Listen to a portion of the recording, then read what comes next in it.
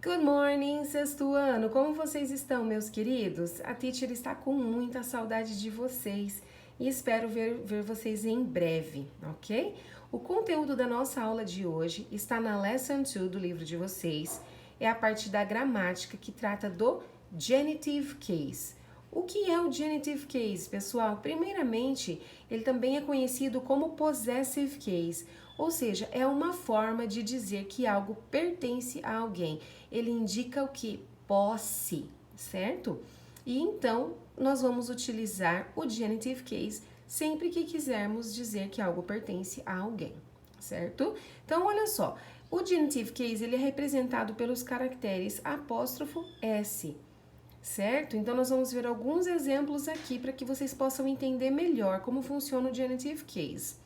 Então, a primeira frase que eu coloquei de exemplo para vocês foi a casa de Marcela. Se nós fôssemos traduzir palavra por palavra, dessa frase do português para o inglês ficaria assim: The house of Marcela.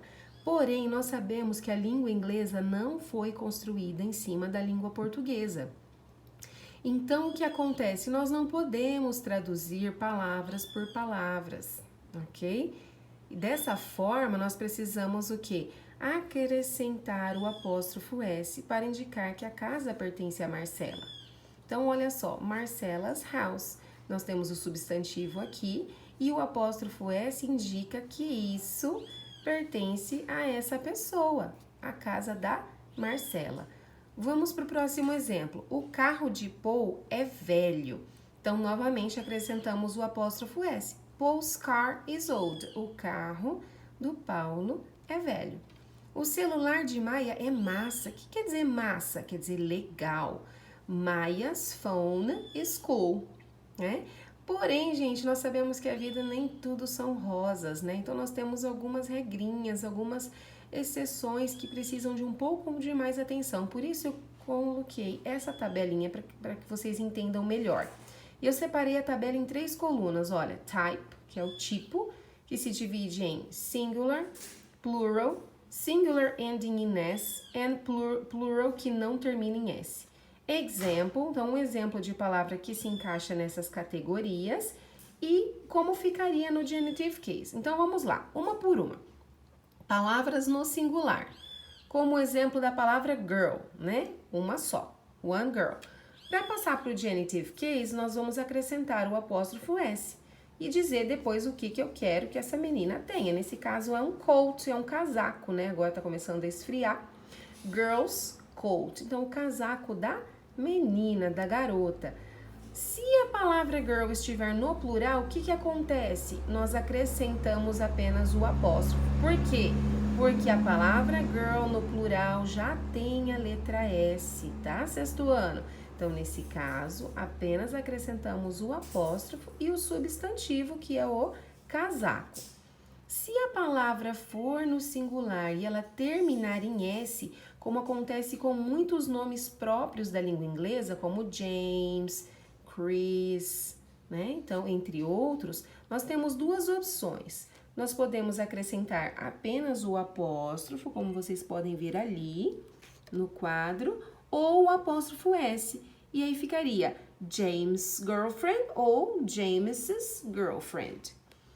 Aí também tem os casos em que o plural da palavra no inglês não leva S, como é o caso dos plurais irregulares que nós vamos estudar ainda, mais aprofundado.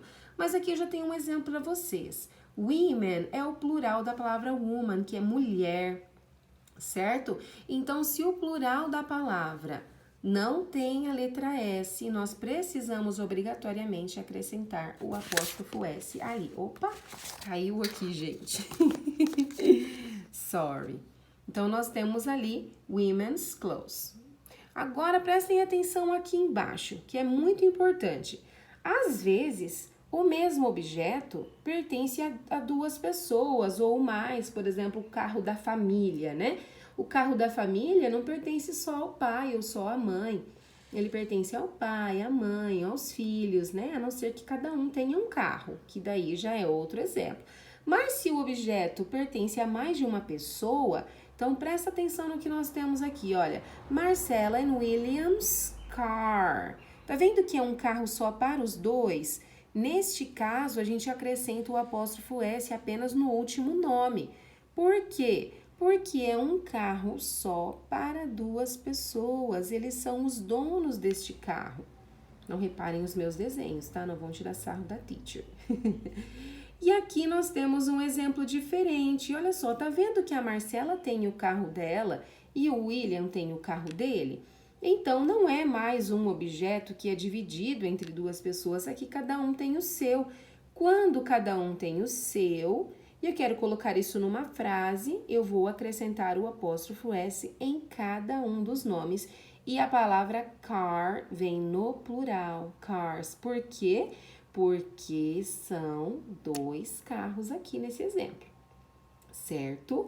E para encerrar, nós temos aqui nesse cantinho, when the meaning is clear. Então, quando o significado ele está óbvio, ele está claro. Olha lá, I was at my grandma's. Então, eu quero dizer que eu estava na casa da minha avó, ok? Então, está implícito. E o segundo exemplo, my car is older than my husband's. Então, o que eu quero dizer aqui? Que o meu carro é mais velho do que o carro do meu marido. E o significado aqui, o sentido já está implícito, porque a palavra car já foi dita aqui, né? A palavra car já foi dita, então não é necessário repeti-la novamente. Então, nesses casos, eu tenho que no noun, nenhum substantivo no final de cada uma, ok? Então é isso, pessoal. Espero que vocês tenham entendido, tá? A teacher vai postar a atividade para vocês fazerem, ok? Um beijo grande, fiquem com Deus e continuem se cuidando. Beijos, kisses!